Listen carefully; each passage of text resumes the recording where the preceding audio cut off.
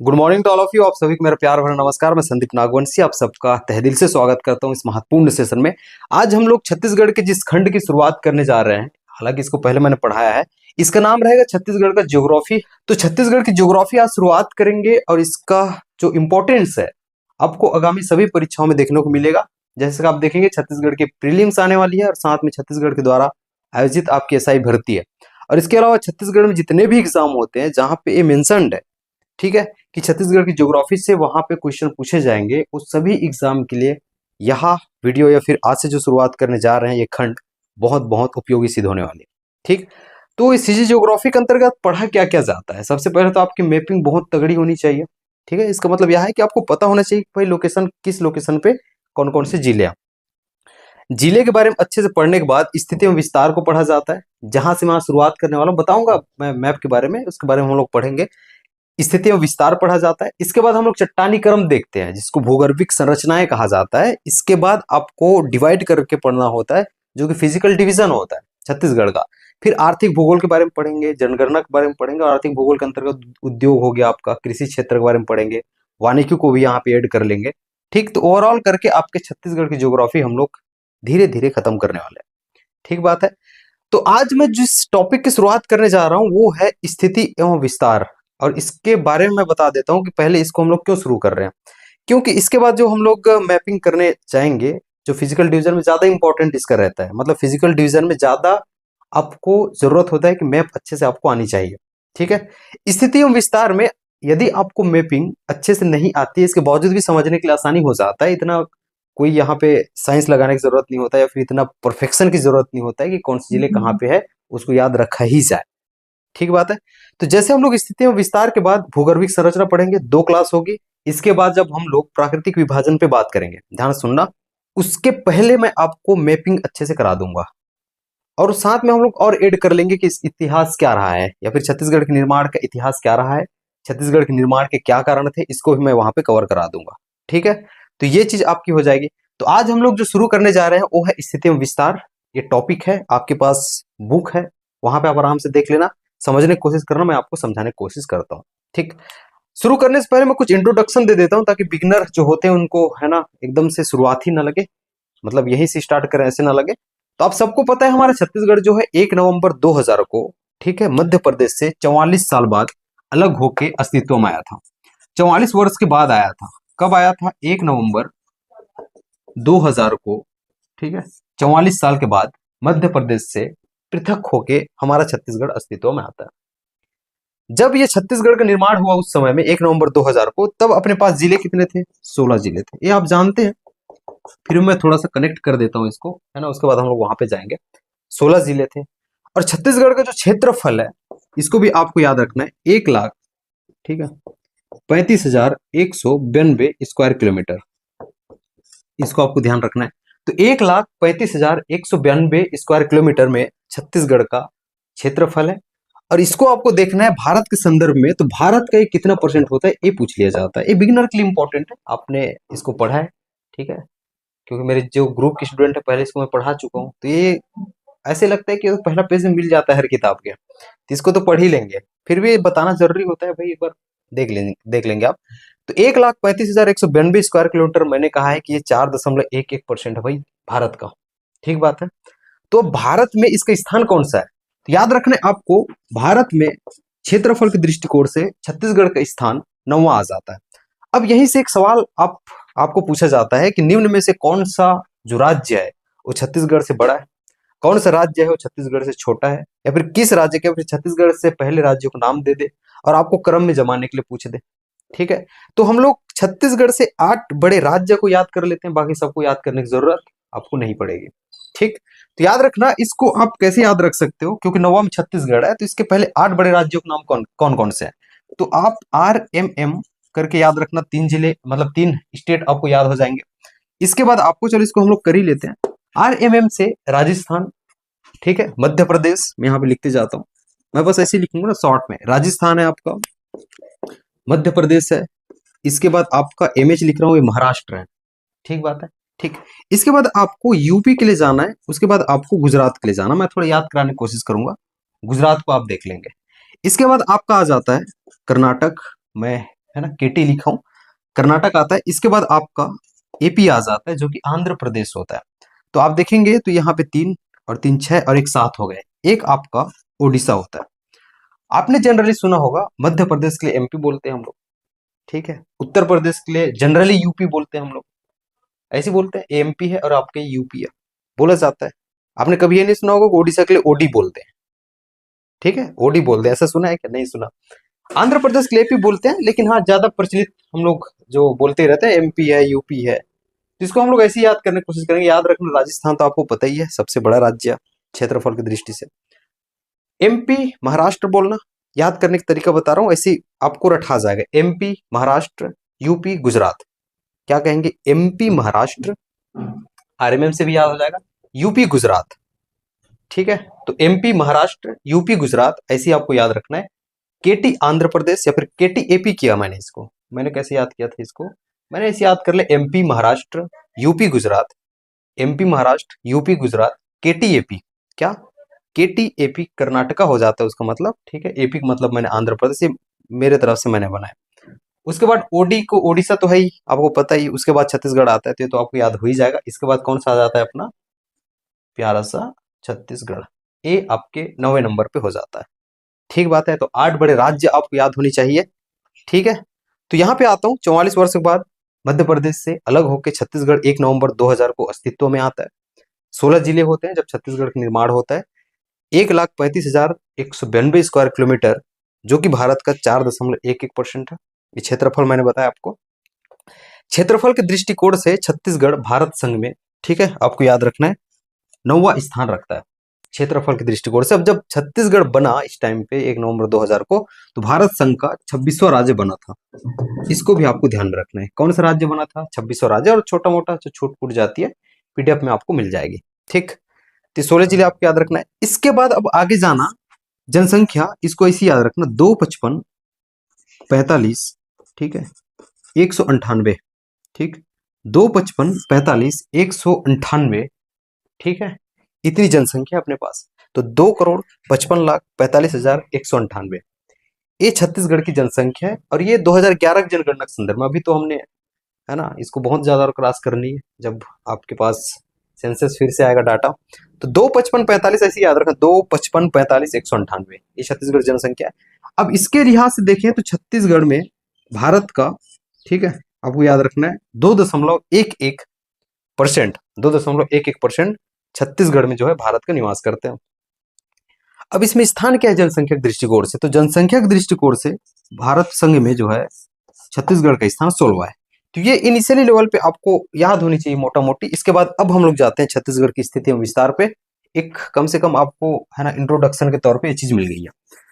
छत्तीसगढ़ की स्थिति विस्तार में आपने एक चीज नोट किया होगा, जब आप इसके अक्षांशीय विस्तार को देखते हो, अक्षांशीय विस्तार को देखते हो, वहां पे एक चीज आपने नोट किया होगा कि छत्तीसगढ़ का अक्षांशीय विस्तार जो है वो 1746 से, मतलब 17 डिग्री 46 मिनट से 24 डिग्री 5 है, ठीक है। लेकिन एक चीज नोटिस किया होगा, उसमें उत्तरी अक्षांश लिखा जाता है। इसको हम लोग एक बार समझने की कोशिश करते हैं, क्योंकि बिगिनर होते हैं ना, उनके लिए इंपॉर्टेंट हो जाता है। माना ये पृथ्वी है, मान लिया हमने।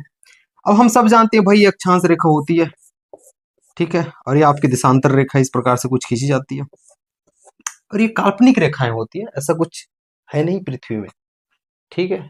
और पृथ्वी गोल ही हो ये भी संभव नहीं है, मतलब है, उतना उसमें नहीं जा रहा हूं, लेकिन गोल मानो आप, ठीक है। तो ये आपकी अक्षांश रेखा होती है, और हम लोग सीधी खड़ी रेखा खींचे, काल्पनिक रेखा हमने जो बनाया है, ठीक है, ये कौन सी होती है? देशांतर। तो मैंने कहा ये अक्षांश रेखा होती है, तो एक 0 डिग्री अक्षांश पृथ्वी के बीचों बीच से गुजरती है, 0 डिग्री होगी। ये क्या होती है? विषुवत रेखा होती है। और भारत यहाँ पे कहीं स्थित है ना, स्थित है, मैं इसको ऐसे ही बना दूं, भारत यहाँ पे कहीं स्थित है। अब मुझे बताओ, ये आपका दक्षिणी गोलार्ध है, ये आपका उत्तरी गोलार्ध है। पूछूंगा भारत कौन से गोलार्ध में स्थित है, क्या बोलोगे? उत्तरी गोलार्ध में स्थित है। ये यदि हम लोग इसको मानते हैं, है ना, विषुवत रेखा मानते हैं, इसको विषुवत रेखा कहते हैं, 0 डिग्री अक्षांश है। अब यहाँ पे मैं 0 डिग्री देशांतर रेखा खींचता हूँ, ठीक बात है। अब ये आपका पूर्वी गोलार्ध हो गया, और ये आपका कौन सा हो गया? पश्चिमी गोलार्ध हो गया। अब बताओ भारत कहाँ पे है? तो भारत बोलोगे पूर्वी गोलार्ध में। अब इधर आपका अक्षांशीय विस्तार जा रहा है, तो भारत के जितने भी अक्षांश विस्तार होंगे उसको हमको लिखना पड़ेगा कि उत्तरी अक्षांश है, क्योंकि उत्तरी गोलार्ध वाले अक्षांश उत्तरी अक्षांश कहलाते हैं, दक्षिणी गोलार्ध वाले अक्षांश दक्षिणी गोलार्ध मतलब दक्षिणी अक्षांश कहलाते हैं। और भारत उत्तरी गोलार्ध में अक्षांश रूपेण, तो सभी अक्षांश विस्तार क्या कहलाएंगे? उत्तरी अक्षांश कहलाएंगे। छत्तीसगढ़ के लिए भी यही लागू होगा, ठीक है।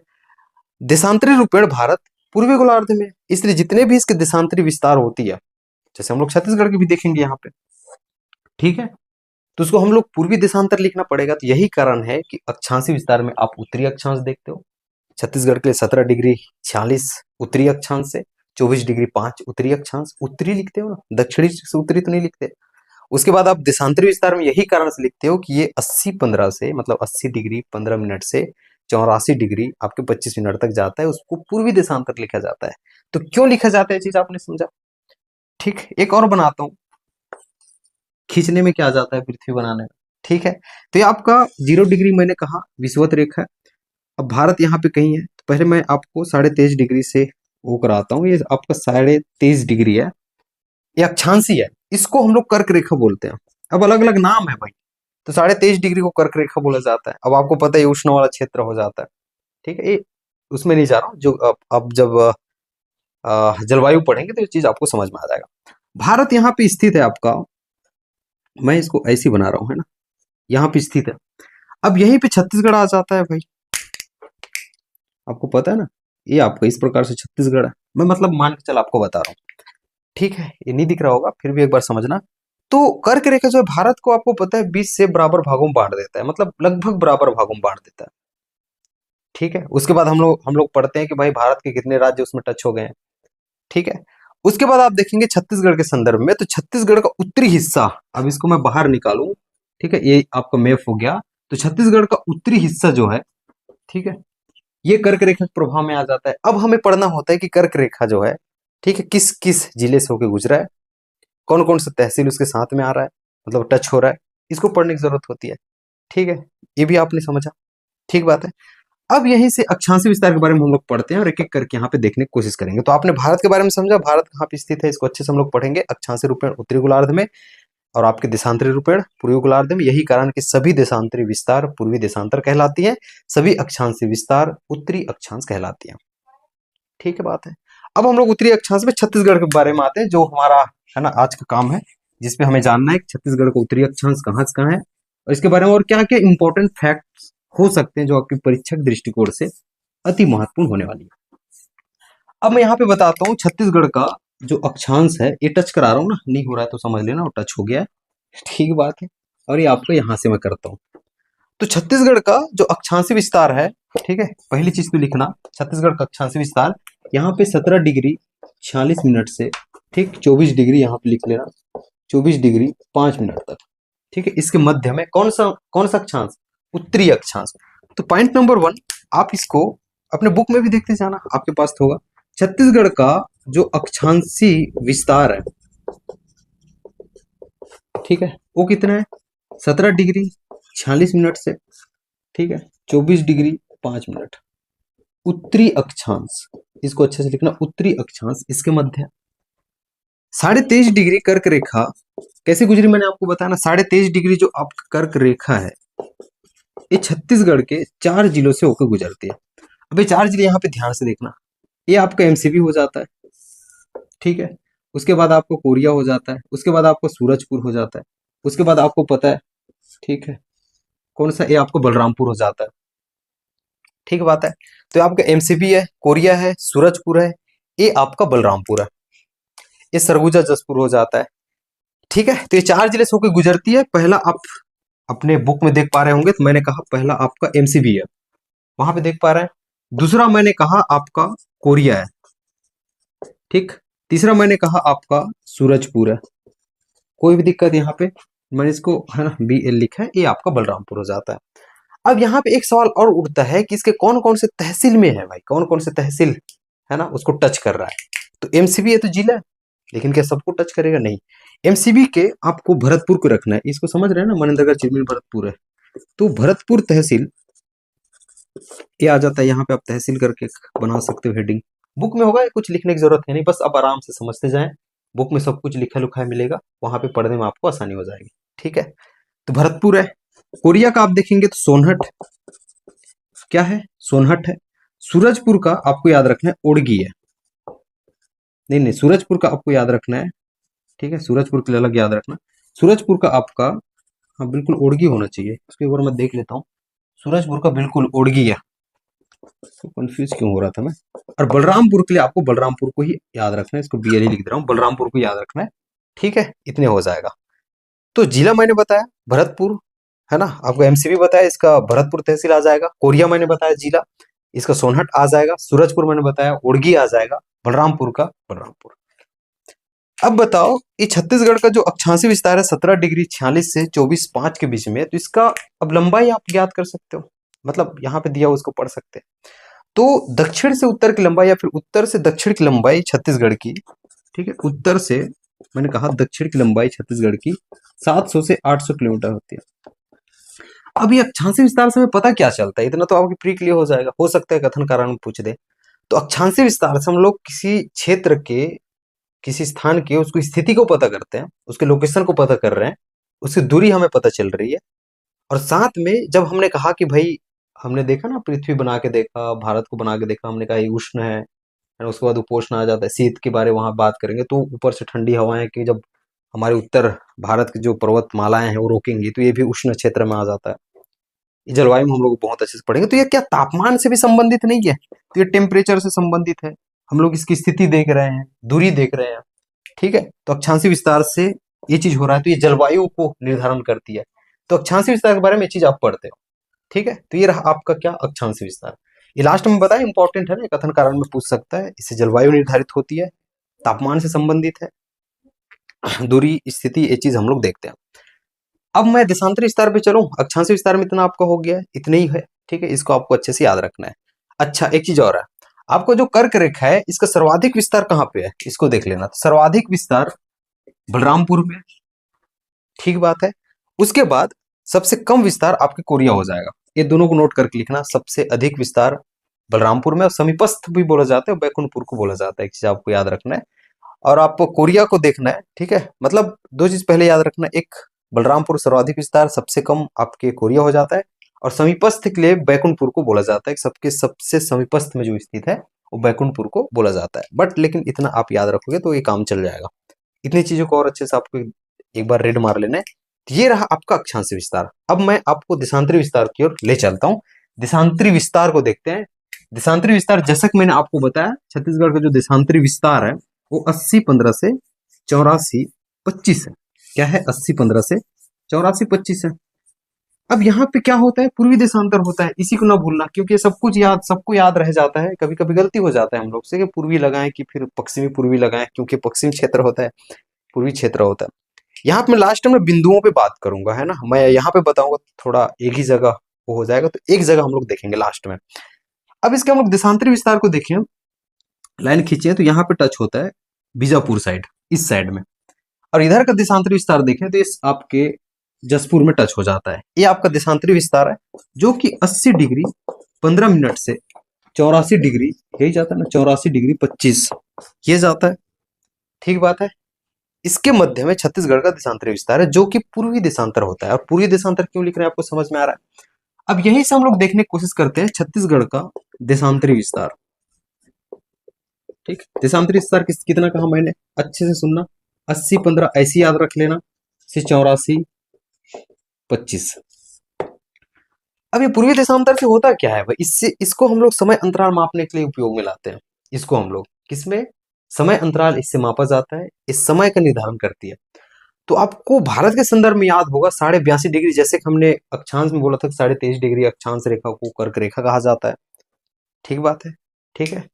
उसी प्रकार 82.5 आपको याद रखना है, 82.5 डिग्री जो देशांतरी रेखा है, इसको आईएसटी माना गया। हमारे भारत का भारतीय मानक समय रेखा माना गया है, किसको, 82.5 डिग्री देशांतरी रेखा को, इसी के आधार पर समय तय होती है।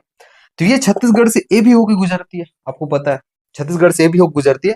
तो वो आप किस किस जिले से होकर गुजरती है, ये आपके लिए इंपॉर्टेंट हो जाता है, ठीक है। तो ध्यान से सुनना, यही मैं एक बार बताता हूँ। जो आपका सूरजपुर है ना, सूरजपुर आता है, कोरिया को टच करता है, फिर से एक बार सूरजपुर को टच करता है। अच्छे से एक बार बस सुनना, ये आपका सूरजपुर हो गया, पहला। दूसरा कोरिया हो गया, जस्ट नीचे में कोरबा आपका आ जाएगा, उसके जस्ट नीचे में जांजगीर चांपा आ जाता है, ध्यान सुनना। उसके बाद यहाँ पे आप बड़ौदा बाजार पढ़ते हो। उसके बाद आप महासमुंद पढ़ रहे हो। उसके बाद आप कौन से पढ़ते हो, गरियाबंद। तो इस प्रकार से आपका, ठीक है, ये आपका सीधा ही जाता है, क्योंकि चूंकि मैप में वो बनाने नहीं बनता है, इसलिए मैंने ऐसे बना दिया। बस इतना तो याद में रहेगा, नीचे ही है पूरा। आप मैप जब हम लोग पढ़ेंगे तो वहां पे और आपको डिटेल में अच्छे से मिल जाएगा। बस आपको अभी के लिए याद रखना है, समझ के बैठना है। इसके जस्ट नीचे कोरबा है, फिर जांजगीर चांपा है, फिर नीचे जाएंगे बड़ौदा बाजार आ जाता है, फिर आपको महासमुंद है, उसके बाद आपको कौन सा है, गरियाबंद है। इन जिलों से होकर आपका आईएसटी गुजरती है, तो इसको भी आपको याद रखना है। तो 82.5 डिग्री जो भारतीय मानक समय रेखा है, आईएसटी जिसको हम लोग कह रहे हैं, ये छत्तीसगढ़ के कौन कौन से जिले हो जाएंगे, आपका सूरजपुर हो जाएगा, उसके बाद आपका कोरिया हो जाएगा, इसको एक एक करके देखना। उसके बाद आपका कोरबा हो जाता है, कौन सा हो जाता है, कोरबा हो जाता है। इसके बाद जस्ट नीचे में, कोरबा के नीचे में जांजगीर चांपा है। उसके बाद आपका बड़ौदा बाजार हो जाता है। उसके बाद आपका महासमुंद हो जाता है। फिर लास्ट में आपका गरियाबंद हो जाता है। तो 1 2 3 4 5 6 7, ये 7 जिलों से होकर गुजरती है। 1 2 3 4 5 6 7, ठीक बात है। इसको आपको ध्यान में रखना है। अब मुझे बताओ, ये एक दूसरे को काट कहाँ पे रहे हैं, एक इसका कटान बिंदु भी आपको पूछा जाता है, और इसमें बड़ा कंफ्यूजन होता है। कभी कभी सीजीपीएससी के द्वारा लिया जाता है, व्यापक द्वारा अलग अलग लिया जाता है, कभी कोरिया को लिया जाता है, कभी सूरजपुर को लिया जाता है। तो कोरिया के बालम पहाड़ आपको याद रखना है, ठीक है, कोरिया के, ठीक, बालम पहाड़, ठीक है। ये आईएसटी और कर्क रेखा दोनों एक दूसरे को प्रतिच्छेदित करती हैं, दोनों एक दूसरे को काटती हैं, ठीक। ये चीज आपका खत्म हो गया। तो ये सारी चीजें आपको याद रखना है। अब सवाल उठता है कि जब हम लोग देशांतरी विस्तार कह रहे हैं, ये आपका देशांतरी विस्तार यहाँ से स्टार्ट होके आपके वहां तक जा रहा है, जो कि जहां जहां टच हो रहा है वहां तक के आपके छत्तीसगढ़ की लंबाई पूछी जा सकती है। तो पश्चिमी और पूर्वी, ठीक है, इसकी लंबाई कितनी है, तो आपको 435 किलोमीटर आपको याद रखना है। आपको कभी पूछे तो आप बताइए कि 435 किलोमीटर इसकी लंबाई होती है। और ये समय का निर्धारण करती है, आपको पता ही है। अब इसमें क्या बच गया, हमें देखना होगा कि पश्चिमी बिंदु कौन कौन सी है ना, और आपके मतलब कौन सी पश्चिमी बिंदु है, कौन सी पूर्वी बिंदु है, कौन सी उत्तरी बिंदु है, कौन सी आपकी दक्षिणी बिंदु है। तो यही मैं उसको बताने की कोशिश करता हूँ, ध्यान से देखना। जैसे कि हमने कहा अक्षांशी विस्तार, ठीक है, ये 17 डिग्री 46 से, ठीक, उत्तरी अक्षांश। तो यहाँ पे जो बिंदु जहां पे वो टच कर रहा है, यहाँ पे ये छत्तीसगढ़ का दक्षिणी बिंदु कहलाएगा, ठीक है। वो कौन सा है, तो याद रखना है, छत्तीसगढ़ का जो दक्षिणी बिंदु है वो कोंटा है। मतलब आपको दक्षिणी स्थान बोले, दक्षिणी बिंदु बोले छत्तीसगढ़ का, है ना, जो कि सदर्न मोस्ट पॉइंट बोले आपका, तो वो कोंटा हो जाएगा। तो क्या आपको तहसील भी पूछा जा सकता है, तहसील कौन सा हो जाएगा, ये भी कोंटा ही हो जाएगा। क्या आपको दक्षिणी जिला भी पूछा जा सकता है, तो वो कौन सा हो जाएगा, सुकमा हो जाएगा। 3 चीज मैंने कहा है, दक्षिणी बिंदु, दक्षिणी सीमा, दक्षिणी जिला, कुछ भी पूछ ले, कोंटा बिंदु हो जाएगा, तहसील में बिंदु हो जाएगा, मतलब कोंटा हो जाएगा। उसके बाद आपका जो जिला में कौन सा हो जाएगा, ठीक है, आपका सुकमा हो जाएगा, ठीक बात है। अब इसी प्रकार से उत्तरी बिंदु को देखना। उत्तरी बिंदु मतलब जहां पे ये आपका अक्षांशी रेखा है, जो कि 24 डिग्री 5 है, एग्जैक्टली कौन से पॉइंट पे है वो, ठीक है। तो आपको याद रखना है, ये आपका हो जाएगा सुंदरी गांव। क्या, सुंदरी गांव कहाँ का है ये, रामानुजगंज तहसील में आता है। कौन से जिले में आता है, बलरामपुर में आता है। मैं इसको अलग से यहाँ पे लिखाऊंगा। फिलहाल ये इस चीज समझ में आया। तो क्या आपको पश्चिमी बिंदु पूछा जा सकता है आराम से। तो पश्चिमी स्थान या फिर बिंदु जो कि 80 डिग्री 15 हमने कहा, एग्जैक्टली वहीं पे जो पॉइंट है वो कौन सा है, ठीक है। तो इसके लिए आपको याद रखना है, ये आपका बीजापुर का भद्रकाली हो जाएगा, भद्रकाली, ठीक है। ये किस तहसील में आता है, बोलेंगे सर ये भोपालपट्टनम तहसील में आता है। अरे भोपालपट्टनम कहाँ पे है, तो ये बीजापुर जिला में। तो आपको जिला पूछ ले, ठीक है, बीजापुर इसमें आपके जिले में आ जाएगा। ये आपका अपना सुकमा जिला में आ जाएगा। ये आपका जसपुर तो हो ही गया, ठीक है, और उधर हमने बलरामपुर देख लिया। तो ये 3 चीज खत्म हो गई। उसके बाद जसपुर पे हम लोग बात करते हैं। जो जसपुर है, जो टच हो रहा है जहां पे आपके देशांतरी विस्तार 24 डिग्री जो 25 मिनट है, एग्जैक्टली कहाँ पे स्थित है, ठीक है, तो वो गिरला है। अचानक से रिकॉर्डिंग बंद हो गया था, ठीक है, मैंने कहा है इसको, मैंने लास्ट टाइम देखा, ठीक है, सिर्फ यहाँ पे मैं बता रहा था ना गिरला, वो भी स्टॉप हो गया, लेकिन इतने सारे चीज़ और बताया था मैं। यहाँ पे एक बार देख लेना, इसको अलग से मैंने लिख के रखा है, ठीक है, मतलब पढ़ाते वक्त मैंने लिखा है तो उसको दोबारा से नहीं लिख रहा हूँ, ये शूट करके यहीं भी बता रहा हूँ। ठीक, देखना उत्तरी बिंदु बोले, उत्तरी जिला बोले, उत्तरी तहसील बोले, ठीक है, ये आपको याद होना चाहिए। मैंने कहा था, वहाँ बताया था बलरामपुर उत्तरी जिला हो जाएगा। तहसील आपको पूछे तो रामानुजगंज हो जाता है। ठीक है, बिंदु आपको पूछे तो एग्जैक्ट जिस पॉइंट पे है वो टच कौन सा हो रहा है तो वो आपका सुंदरी गांव हो जाता है। इसको आपको ध्यान रखना। मैंने उत्तरी जिला तहसील बिंदु की बात की। वहीं पे दक्षिणी में आएंगे तो यहाँ पे मैंने आपको बताया था कोंटा। ठीक है, जो आपके तहसील है, बिंदु भी आपका कोंटा हो जाएगा, लेकिन जिला आपको सुकमा याद रखना है। तो सुकमा जिला का कोंटा तहसील का कोंटा आपका क्या हो जाएगा, स्थान हो जाएगा। पश्चिमी में आएंगे तो बीजापुर है। ठीक है, मैंने कहा था बीजापुर यहाँ पे टच होता है। ठीक है, हमने विस्तार में बात की थी ना। ठीक, देखेंगे तो बीजापुर है। एग्जैक्ट आपको बिंदु बोले तो भद्रकाली हो जाता है, लेकिन तहसील कभी पूछ ले तो भोपालपट्टनम है, याद रखना, आ सकता है। फिर मैंने यहाँ पे जहाँ पे स्टॉप हो गया था आपका रिकॉर्डिंग, गिरला बोलते हैं। ठीक, ये आपके जसपुर जिले का है, तहसील भी जसपुर हो जाता है, यहाँ पे मैंने लिखा है। ठीक है, और गिरला ये आपका जगह का नाम हो जाता है, उस पॉइंट का नाम हो जाता है, उस बिंदु का नाम हो जाता है जहाँ पे एग्जैक्ट ये लोकेटेड। एकदम ठीक बात है। मैंने पश्चिम को देखना है एक बार। हाँ, भोपालपट्टनम भद्रकाली, बिल्कुल, ये भी एक बार आपका देखना था, ये बिल्कुल सही है। ठीक, एक चीज़ यहाँ पे मैंने और बताया था इसके पहले, हालांकि रिकॉर्ड तो हो नहीं पाया। जब आप देशांतरी विस्तार की बात करते हैं तो 1 डिग्री बराबर, जब देशांतरी विस्तार की बात करते हैं तो 1 डिग्री बराबर 4 मिनट का समय अंतर आता है। ठीक है, तो इस प्रकार आपको छत्तीसगढ़ के पश्चिमी और पूर्वी, है ना, बिंदु के मध्य समय अंतराल पूछा जा सकता है। तो 1 डिग्री बराबर 4 मिनट का समय आता है, तो 80 और 84 के बीच में है, तो 4 चौक 16 मिनट तो ऐसे ही हो गया। और जब डिग्री में हम लोग कुछ कुछ देख रहे हैं, है ना, हमने कहा 80 15 से आपका 84 25 है, तो उसको और आप काउंट करोगे तो 36 सेकंड आता है। तो याद रखना, छत्तीसगढ़ के पश्चिम से पूर्वी, ठीक है, बिंदु के मध्य 16 मिनट, इसको लिख लेना भैया, 16 मिनट्स और आपका 36 सेकंड का समय अंतराल आता है, इसको लिख लेना, पूछा जा सकता है। अच्छा, एक चीज़ मैंने और बताया था यहाँ पे, वो रिकॉर्ड ही नहीं हो पाया। वो भी मैंने कहा जो IST है वो सूरजपुर और कोरिया ये दोनों से आ रहा है, और जो आपका कर्क रेखा है ये भी सूरजपुर कोरिया दोनों से है। हालांकि इसमें भी है, लेकिन सूरजपुर कोरिया से भी है और IST भी सूरजपुर कोरिया से है। तो ऐसे जिलों के नाम बताइए, फिर ऐसे जिले कितने हैं जिनसे होके IST और फिर आपका कर्क रेखा दोनों गुजरती है, दोनों। तो कोरिया और सूरजपुर होता है, 2 जिला नोट कर लेना। एक और है, मैंने एक बार आपको कहा था कि जब IST आया तो पहले सूरजपुर आया, फिर वो, है ना, मतलब आया मतलब गुजरा, उसके बाद कोरिया गुजरता है, उसके बाद फिर से सूरजपुर में थोड़ा टच हो जाता है, अगर मैप को आप अच्छे से देखेंगे। ठीक है, तो ऐसे जिला जिससे होकर 2 बार IST गुजरती है, आंसर क्या हो जाएगा, सूरजपुर। ऐसे ही फैक्ट्स बनते हैं, ऐसे ही क्वेश्चन वो पूछ सकते हैं। ठीक, इसको भी आपको ध्यान रखना है। बस इतना ही है। रिकॉर्डिंग ऑफ हो गया था, फिर से इसको थोड़ा सा बताने के लिए आपके लिए रिकॉर्ड करना पड़ा है। वीडियो कैसी लगी कमेंट करके बताना, हेल्प हो रही कि नहीं। इसके बाद आप बुक पढ़ो, आपको पढ़ने में मज़ा आएगा, ऐसे में इंटरेस्ट भी जगती है और आपको पढ़ने में भी अच्छा लगता है, समझ भी अच्छे से आता है। वीडियो अच्छी लगे तो लाइक कर देना, दोस्तों में शेयर कर देना, चैनल पर नए हैं तो सब्सक्राइब करना नहीं भूलना। ग्रुप से जुड़ जाना, ग्रुप का नाम संदीप स्टडी सेंटर रहेगा, जिसका लिंक जो है डिस्क्रिप्शन दिया हुआ है, डायरेक्ट जाके आप जुड़ सकते हैं, जहाँ पे ये सबकी आपकी जानकारी वहाँ पे मुहैया कराई जाती है। मिलता हूँ अगली वीडियो में, तब तक अपना ध्यान रखना, बहुत अच्छे से पढ़ाई करना। बहुत बहुत धन्यवाद।